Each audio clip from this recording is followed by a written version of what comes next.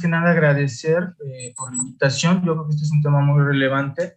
Sin duda, el estudio de la migración en las ciudades es un tema que ha tenido diversos desarrollos a lo largo de la producción de la literatura al respecto, pero en el contexto de la pandemia, sin duda, hay que reflexionarlo de manera especial, ¿no?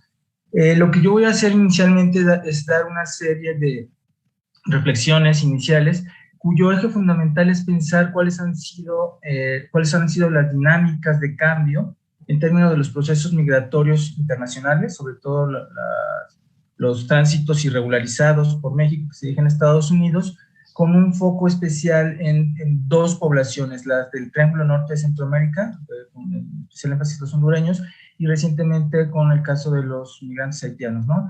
Y pensando esto en términos de cómo se vincula con una serie de procesos, tanto de política migratoria como de agencia migrante en la ciudad de Tapachula. De manera que lo que trataría de hacer será justamente establecer una relación entre tres grandes procesos. Primero, las poblaciones migrantes en movilidad y en ciertos procesos de inmovilidad en el contexto de la pandemia debido a la contingencia y a los protocolos sanitarios.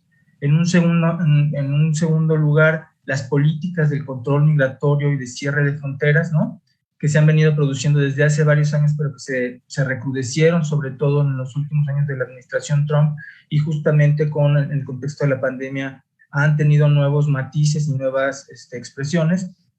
Y finalmente, cómo pensar esto en términos de migraciones, fronteras y ciudades, ¿no?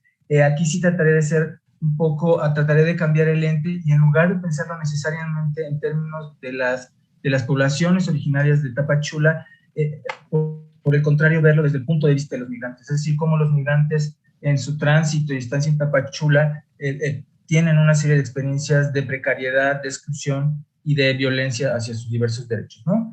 Bueno, aquí quizás habría que hacer un contexto muy rápido, muy breve. La primera es que los flujos migratorios han venido aumentando y diversificándose de manera muy clara desde finales del siglo pasado.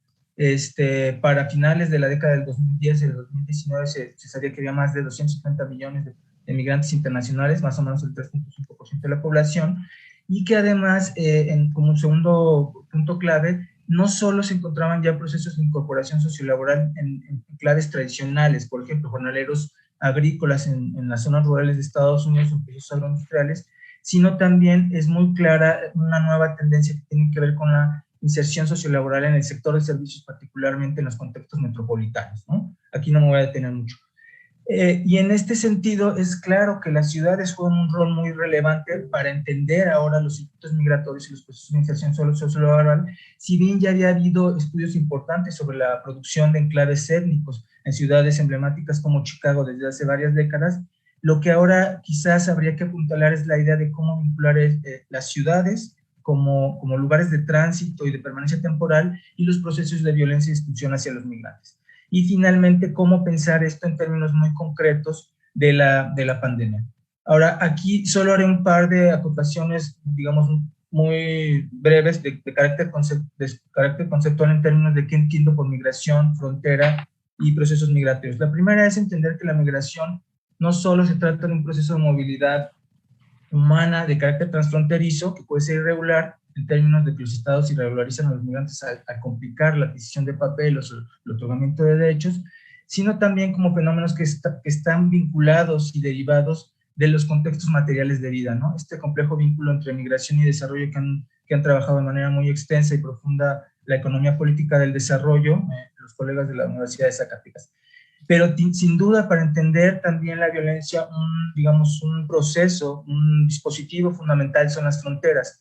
Tradicionalmente las fronteras se les entendió como límites jurídico-territoriales que tenían que ver con los procesos de soberanía y territorialidad en términos de complejos sociopolíticos y de relaciones internacionales. Sin duda este esquema tradicional servía, pero de lo que se trata ahora es de ver las fronteras como dispositivos que son producidos políticamente, en términos de políticas específicas, pero también de prácticas de contención de los procesos de movilidad y que obedecen a fines específicos y que tienen múltiples escalas. Se pueden dar en términos de prácticas locales, municipales, estatales o regionales.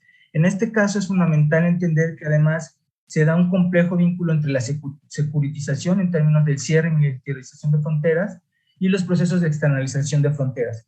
Y con esto me refiero a que las fronteras ya no pueden ser solo entendidas como con base en el interés de la seguridad nacional, sino que tienen articulaciones regionales importantes. Por ejemplo, en el caso de las fronteras sur de México y norte también, pero sobre todo sur, encontramos que digamos, una línea fundamental para entender cuáles han sido estos procesos de cierre tiene que ver justamente con la agenda antiinmigrante norteamericana. El caso más drástico fue el de Trump, ¿no? Que recordarán que a través de la presión de los aranceles en 2019 generó una serie de medidas que impactaron en términos del envío de la Guardia Nacional, pero actualmente encontramos que no es posible entender estos procesos si no comprendemos el complejo regional Estados Unidos, México y Centroamérica, ¿no?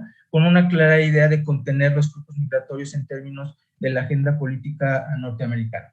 Y algo que no es menos importante y que me parece fundamental es, por otro lado, no solo las fronteras son producciones sociojurídicas, sino también las condiciones de irregularidad en las cuales transitan los migrantes son a su vez resultado de las políticas del Estado, ¿no?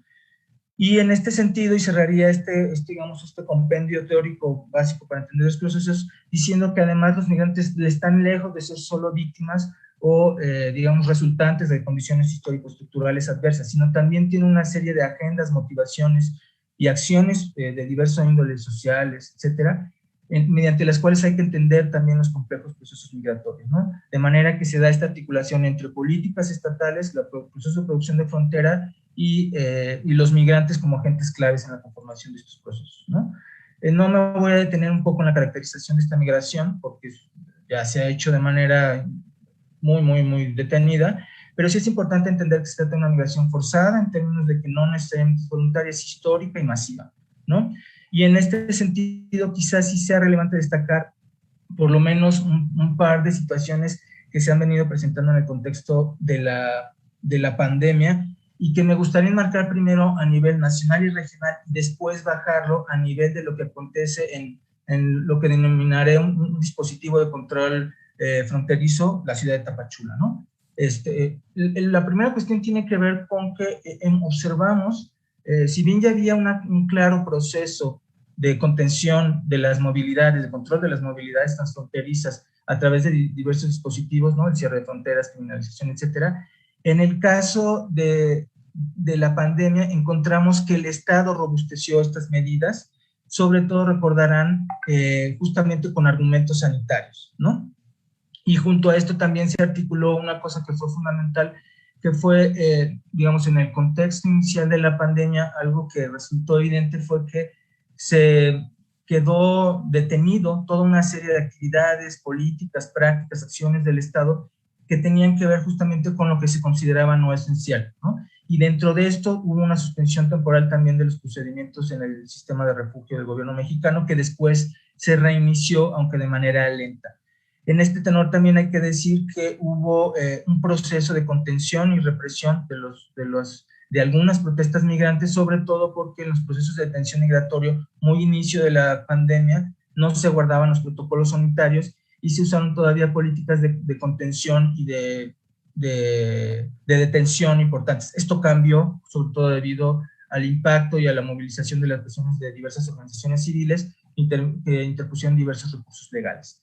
Ahora, en el caso de los migrantes, ahorita hablé un poco de lo que hizo el Estado. En el caso de los migrantes, lo que fue claro fue que hubo un proceso inicial, sobre todo durante los primeros meses del 2020, una vez que inició la pandemia y los consecuentes protocolos sanitarios, hubo un proceso claro de reducción de la movilidad, ¿no?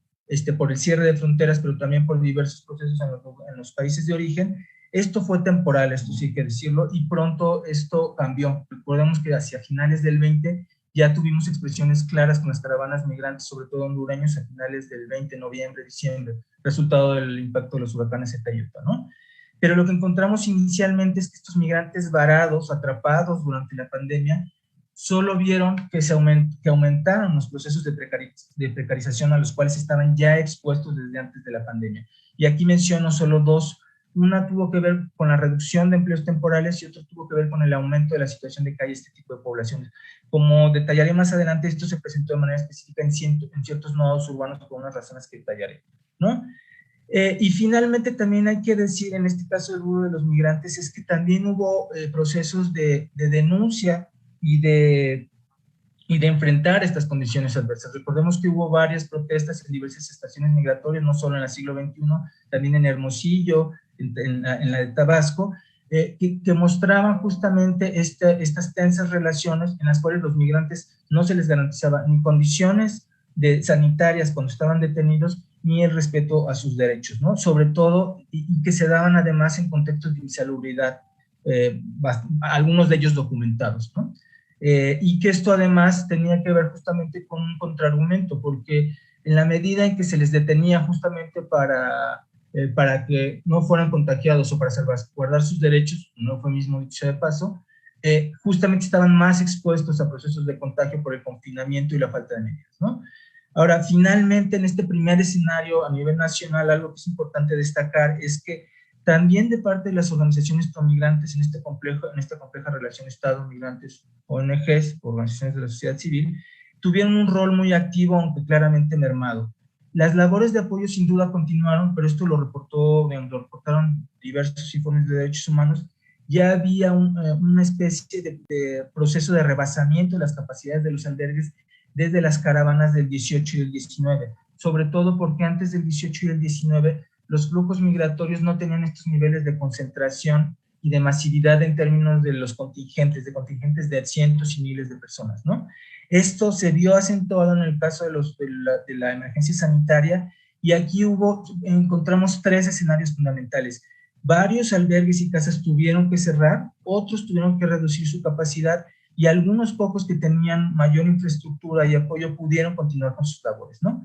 Lo que sí es importante decir es que no se detuvo la labor de los grupos y organizaciones promigrantes, y prueba de ello fue, por ejemplo, todos los recursos legales que se interpusieron, un colectivo bastante amplio de organizaciones de la sociedad civil, y que tuvieron que ver para que los migrantes no fueran detenidos en condiciones de riesgo sanitario en las estaciones migratorias, ¿no? Y sobre todo con un argumento claro, no solo sanitario, sino de la violación a sus derechos humanos, ¿no? Y otro hecho que es importante, y con esto cierra esta parte para digamos, desplazarme a la que tiene que ver con la relación migración, ciudad y procesos de exclusión, tiene que ver con que además encontramos que derivado ya desde el 18 y del 19, encontramos que los procesos de criminalización tanto de los migrantes, ¿no?, como de los defensores de migrantes no han disminuido, han tenido una serie de altibajas, pero encontramos que esta es una constante, ¿no? Esto se ha documentado de manera importante. Obviamente esto habría que verlo de manera selectiva en términos de cuáles han sido estos eventos. Yo ahorita estoy tratando de dar solo un panorama general, pero hay documentos bastante ilustrativos de esto, sobre todo de parte de diversas organizaciones promigrantes, la Red ODEM, Sin Fronteras, etcétera. Hay un cúmulo de organizaciones que han hecho un trabajo bastante acucioso, solidario y respetable, ¿no? Ahora, cinco minutos, Guillermo. Muy bien. Ahora finalmente quisiera justamente concentrarme en cómo pensar esta relación entre migración, ciudad, control fronterizo y exclusión. Bueno, la primera es, me concentraré sobre todo en el caso de Tapachula, y aquí recurriré a los trabajos de diversos colegas, ¿no? De Arévalo Peña, de Zarco, de los colegas del Ecosur, por supuesto, Abdel, Iván, ¿no? Y en este sentido, lo que hay que entender es que Tapachula juega un valor estratégico, tanto en términos de los procesos migratorios de tránsito para el Estado, sobre todo en términos de control de las migraciones y de producción de fronteras, pero también en términos de los flujos migratorios, ¿no? Sobre todo en términos de los flujos migratorios, porque es la ciudad más grande del sur, la ciudad fronteriza más grande del sur del país, bueno, de una zona fronteriza, no es una ciudad fronteriza, pero una zona fronteriza, y representa sin duda un espacio para la obtención de trabajos temporales y otra serie de servicios. En caso del Estado, lo que observamos es que Tapachula desde hace varios años ha jugado un papel fundamental para la aplicación de la política migratoria nacional. Recordemos que cuando fue el dispositivo de la Guardia Nacional jugó un papel importante, no solo porque llevaron un valor estratégico, y que además ha jugado un papel fundamental en términos de todo lo que tiene que ver con las solicitudes de los trámites de refugio y visas humanitarias, ¿no? Solo Tapachula concentra alrededor de más de la mitad de todas las solicitudes de refugio. De hecho, según un texto de investigación del país, concentra cerca del 70%, y solo de enero a la fecha, según este mismo reportaje de investigación, hay cerca de 35,000 personas en trámites de refugio y visas humanitarias, ¿no? Si a esto sumamos los miles de los años previos, encontramos una situación muy complicada. Lo que también es un hecho es que la Comar está saturada y rebasada, y aquí sí, en términos de política pública, se necesitaría una inyección de más recursos y personal, sobre todo desde una dinámica que entienda este proceso no solo de corte nacional, sino regional, ¿no? Porque digamos, Tapachula, a su vez que México juega como un espacio de tránsito y de estancias temporales. Entonces, tendría que tener un proceso de atención a la población migrante mucho más acorde con los estándares internacionales. Ahora, para ir cerrando, me gustaría solo destacar justamente cómo se ve ahora la ciudad de Tapachula desde la lente de los migrantes. Y aquí encontramos unas situaciones muy, muy complejas. La primera es, sin duda, Tapachula se vuelve un punto clave porque es donde se encuentra un mercado laboral importante para ellos y un centro de petición de refugio. Entonces tenemos que jugar una doble bisagra, tanto en términos de las migraciones irregularizadas como de aquellas que pretenden cambiar su condición migratoria, ¿no? Y por otro lado, además, juega un papel importante porque hay algún tipo de ONGs que dan diversos tipos de servicios y de apoyos solidarios a ellos. Ahora, en el caso de la situación laboral, lo que sí es importante entender es que solo en un contexto de esa naturaleza se pueden generar empleos temporales, sobre todo de comercio ambulante para ciertos grupos migratorios como los haitianos, africanos y centroamericanos, en términos de la venta de diversos productos, bebidas, comidas, tarjetas, celulares, ¿no? No hay poblaciones aledañas que tengan la capacidad de generar este tipo de situaciones, ¿no? Pero lo que también es cierto es que se están formando algún tipo de enclaves étnico-nacionales temporales, por ejemplo, el caso de los haitianos cerca de la estación migratoria siglo XXI, y que además se generan estos enclaves en condiciones muy adversas. O sea, tenemos que mucha de esta población, en la medida en que no se resuelven sus trámites migratorios, los que hicieron trámites de petición de refugio, viven en condiciones de pobreza muy clara y sin acceso a los derechos humanos y migratorios que les corresponden, ¿no? Ahora, es importante decir que estas no son las únicas dos poblaciones. Sin duda la más numerosa es la del Triángulo Norte de Centroamérica, hondureños, guatemaltecos, salvadoreños, pero hay grupos importantes, como decía, de haitianos, de cubanos y de venezolanos, ¿no?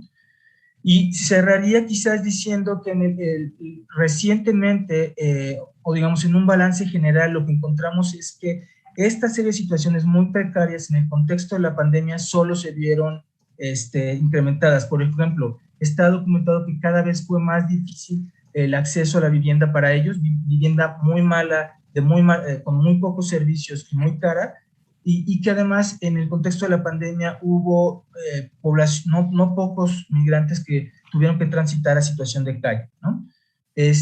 Encontramos también, y con esto quizás cerraría, que una de las expresiones más claras de cómo Tapachula se ha vuelto una especie de espacio de mucha exclusión tiene que ver con las caravanas, porque en la medida en que había menos espacios, menos trabajos y la reducción del acceso al espacio público y claros procesos de criminalización, los migrantes, en un ejercicio claro de tratar de mejorar sus condiciones de vida, han emprendido diversas caravanas que, como sabemos, han sido claramente reprimidas, ¿no?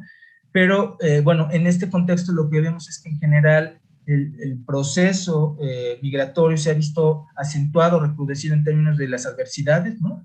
Empleo, falta de vivienda, exclusión social, control migratorio, pero también vemos que los migrantes han tendido a generar estrategias para solventar esto y para tratar de remontarlo mediante las caravanas y otras diversas estrategias, discursos y acciones, ¿no?